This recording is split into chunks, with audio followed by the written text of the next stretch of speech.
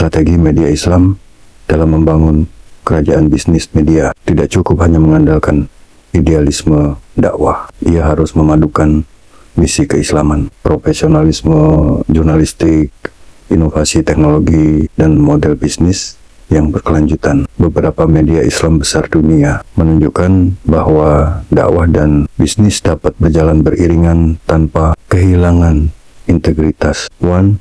Membangun kepercayaan sebagai modal utama. Dalam industri media, kepercayaan adalah aset paling mahal. Media Islam harus dikenal karena akurat dan terverifikasi, menghindari hoaks dan fitnah, berorientasi pada kemaslahatan publik, menjaga independensi redaksi. Analogi sederhana, jika media adalah masjid informasi, maka kredibilitas adalah pondasinya. Bangunan bisa megah, tetapi tanpa pondasi yang kuat akan mudah runtuh. 2. Mengembangkan ekosistem bukan sekadar media. Banyak media gagal karena hanya menjual berita. Sebaliknya, media yang besar membangun ekosistem.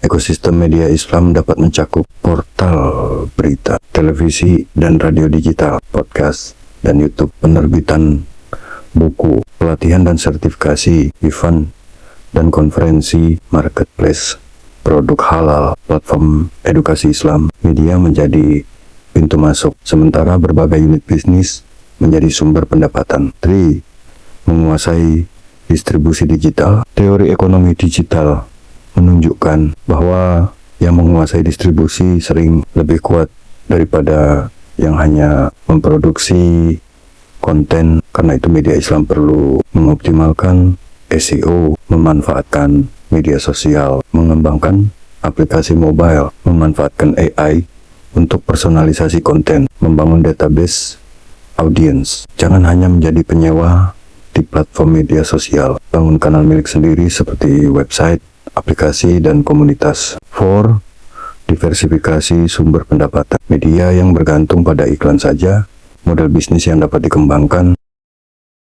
Iklan digital, langganan premium, membership komunitas, donasi publik, sponsorship program, pelatihan dan workshop, penjualan buku dan merchandise, event dan expo halal. Prinsipnya sederhana, banyak sungai kecil lebih aman daripada satu sungai besar. 5. Mengembangkan personal brand tokoh.